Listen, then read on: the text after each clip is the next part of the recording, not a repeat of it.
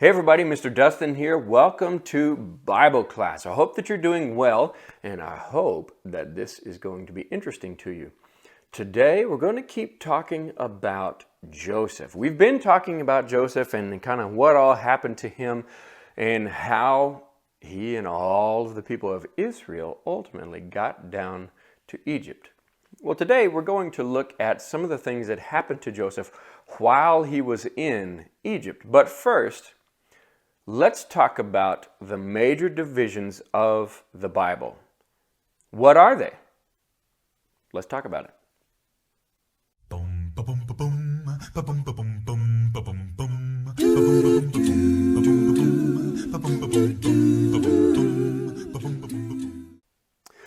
So the two major divisions of the Bible, you know what they are, right?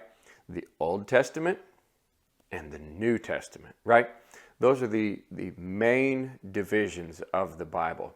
So a testament, what does that mean? That's something that we say all the time, but what does it mean? A testament is a telling, or it could be a promise or a covenant. Actually, I think I said that wrong. Telling about a promise or a covenant. So the Old Testament talks about the old promise or covenant, and the New Testament talks about the new promise or new covenant. So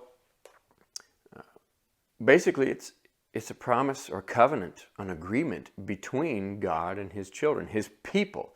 Whether it was the Old Testament, the Israelites, or the New Testament, now we would say basically the Christians, us. So why do we call the first part of the Bible the Old Testament, and why do we call part of it the New Testament? Well, we know that the Old Testament is based on the original covenant that God made with His people, and we can read about it in the first 5 books of the Bible, really, is where that gets laid out, and then the rest is what happens in that covenant. That's the Old Covenant. And the New Testament is the new covenant under Jesus, whenever He goes to the cross and dies for our sins, gave Himself for you and me. That establishes the new covenant.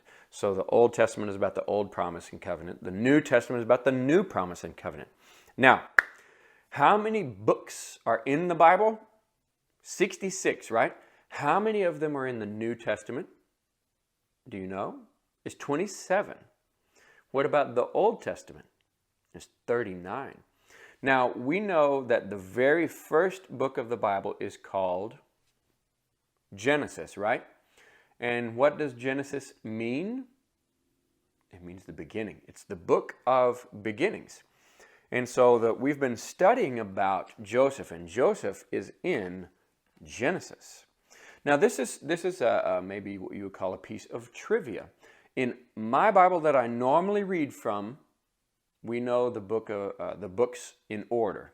We even would sing a song: Genesis, Exodus, Leviticus, Numbers, right? Deuteronomy, Joshua, Judges, Ruth. So that song sings me through the order. But people who are Jewish and they believe in Jesus, they're called Messianic Jews, the order that they put the Old Testament in is different. I want to read this to you just because I think it's interesting. The order goes like this: Genesis, Exodus, Leviticus, Numbers, Deuteronomy. So far it's about the same. And then we have Joshua, Judges, 1st and 2nd Samuel, 1st and 2nd Kings, Isaiah, Jeremiah, Ezekiel, Hosea, Joel, Amos, Obadiah, Jonah, Micah, Nahum, Habakkuk, Zephaniah, Haggai, Zechariah, Malachi, and then Psalms, Proverbs, Job, Song of Songs, Ruth, Lamentations, Ecclesiastes, Esther, Daniel, Ezra, Nehemiah, Chronicles, 1st and 2nd Chronicles. And that's the end of the Old Testament. It's a different order, isn't it? It's kind of interesting. So, still 39 books. They're just in a little bit different order and different groupings. So now, Joseph, him and his family in Genesis are in Egypt. And they have just come to Egypt because of the famine. And Joseph said, "Come on down." Pharaoh sent wagons and all of his family comes. And I want to read this to you. This is from Genesis chapter 47. We're going to read the first several verses here. Starting in verse 1. Joseph went and told Pharaoh, "My father and brothers with their flocks and herds and everything they own have come from the land of Canaan and now are in Goshen." He chose 5 of his brothers and presented them before Pharaoh. Pharaoh asked the brothers, "What is your occupation?" "Your servants are shepherds," they replied to Pharaoh, "just as our fathers were." They also said to him, "We have come to live here for a while because the famine is severe in Canaan, and your servants' flocks have no pasture. So now, please let your servants settle in Goshen." Pharaoh said to Joseph, "Your father and your brothers have come to you. The land of Egypt is before you. Settle your father and your brothers in the best part of the land. Let them live in Goshen. And if you know any of among them with special ability, put them in charge of my own livestock." Then Joseph brought his father Jacob in and presented him before Pharaoh. Interesting. So when all of them came to Egypt, all of Joseph's family, they came to Egypt, what did Pharaoh ask them, and what did he ask them to do? He said, "What do you do for a living?" basically. And they said, we're shepherds.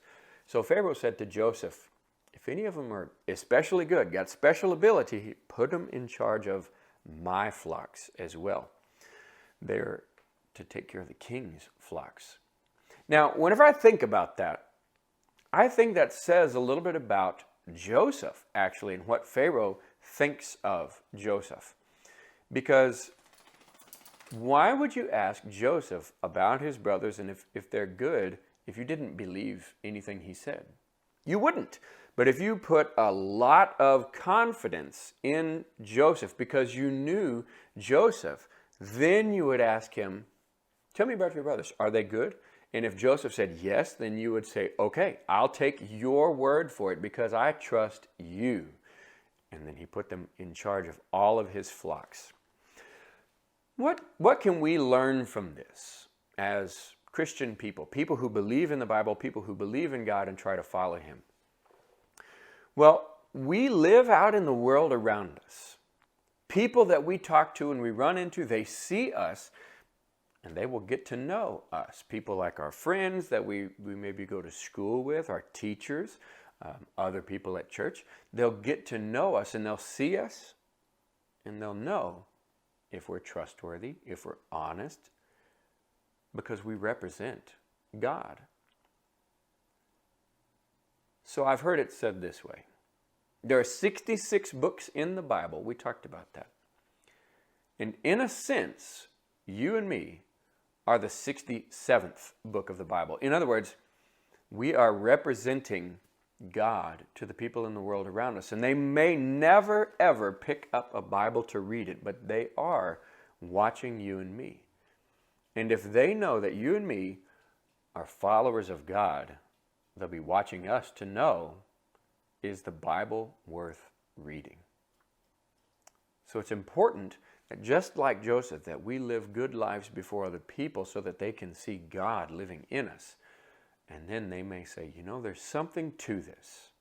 And they would follow God because we were consistent. Now, whenever we get to Egypt, all of Joseph's family, which means the sons of Jacob or Israel, they have now come down to Egypt.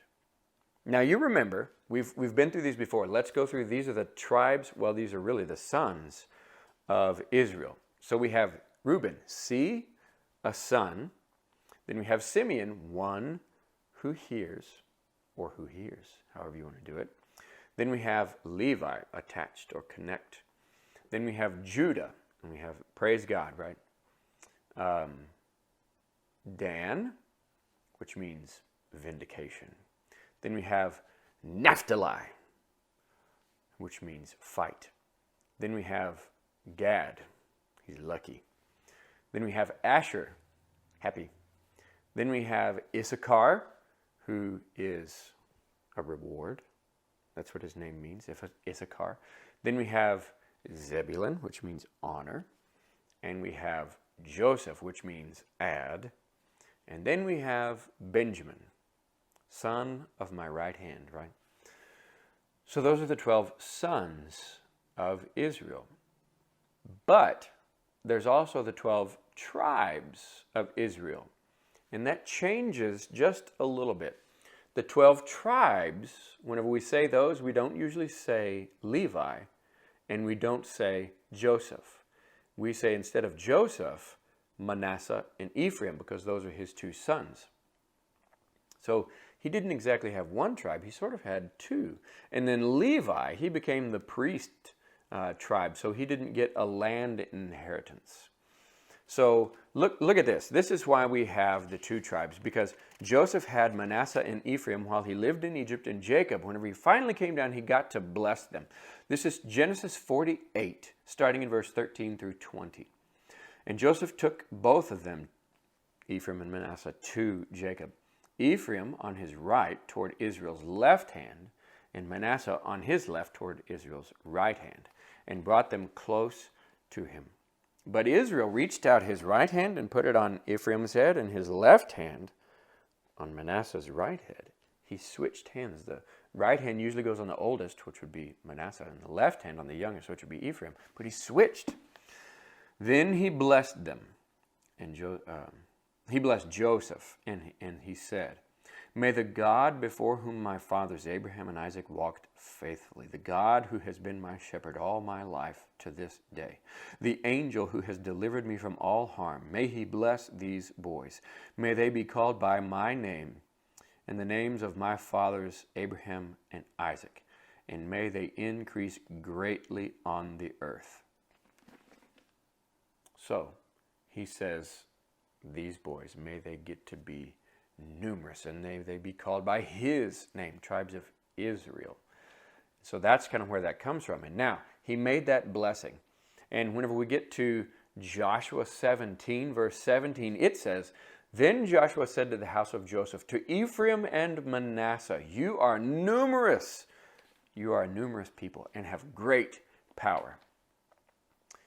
So clearly, this blessing from Jacob, from Israel, it has come true. Manasseh and Ephraim have indeed become very numerous, so that they actually received more than one allotment of land per tribe.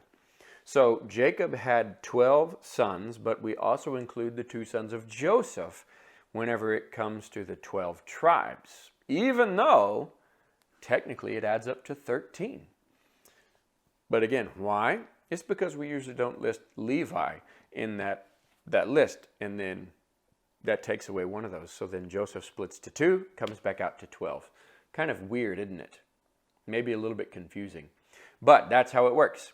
Now, this last little bit in Genesis chapter 49, I want to look at specifically one of those 12, because it's important not only in the Old Covenant, but in the New Covenant. So Jacob spends his last bit of life, his last few breaths, blessing his 12 sons. And so this is Judah. This is in chapter 49, verse 8 through 12. This is what he says. "Judah, your brothers will praise you. Your hand will be on the neck of your enemies. Your father's sons will bow down to you. You are a lion's cub, Judah. You return from the prey, my son. Like a lion, he crouches and lies down. Like a lioness, who dares to rouse him? The scepter will not depart from Judah, nor the ruler's staff from between his feet, until he to whom it belongs shall come, and the obedience of the nations shall be his. He will tether his donkey to a vine, his colt to the choicest branch. He will wash his garments in wine, his robes in the blood of grapes. His eyes will be darker than wine, his teeth whiter than milk." So, look at that. Verse 10. "The scepter will not depart from Judah, or the ruler's staff from between his feet." Who usually holds a scepter or a ruler's staff? Do you know? Well, it's usually a king who holds the scepter and the ruler's staff. If you think about Israel, whenever they got kings, do you remember a king from Israel? There's a few that come to mind. Maybe you think of King Saul, maybe? Or what about King David? David is one that we always tend to think about. He was a good king. And then King Solomon, right? But thinking about King David, who does David come from? If you follow his lineage, Who does he come from? Well, in 1 Samuel chapter 16, we know that David, his father, is a man called Jesse. And then we know from Ruth, the book of Ruth, chapter 4, verse 18 through 22, that Jesse and David both come through Perez. And Perez was one of Judah's sons. So whenever you follow all the way back through the family tree, we learn that ultimately David, who is king, if you will, ruler with a scepter, he's one of Judah's descendants. That's interesting, isn't it? Now, if we follow the lineage all the way down to the New Testament, and we start to read about the birth of Jesus, if you follow from Judah all the way to David, and then we keep going all the way to Jesus, Jesus is also descended from Judah and David. Now, why is that important? Look at verse 9. It says, "You are a lion's cub, Judah. You return from the prey. Like a lion, he crouches and lies down. Like a lioness, who dares to rouse him?" So, one of the names that we have that refers to Jesus is the Lion of Judah. So, in this, we read about this idea of Judah. He's like a lion cub. He's like a lion, right? And then we know that Jesus is the Lion of Judah. In one of these other passages that I want to look at, this is the last one. This comes from Revelation chapter 5, verse 5. And look at what it says about the lion. One of the elders said to me, "Do not weep. See, the Lion of the tribe of Judah, the Lion of Judah, the root of David. He has triumphed, and he is able to open the scroll and its 7 seals." Why? Because he has triumphed. He has conquered. Jesus, who is the Lion of Judah, he has conquered. And because he has conquered, you and me, we can have salvation and forgiveness through him. And that covenant, that promise began all the way back in Genesis, the book of beginnings. So, Judah, the Lion of Judah, it began all the way from there. So, we've been talking about Joseph and how he and his family got to Egypt, and the last little bit that Jacob, Israel, has to say to his sons and his family.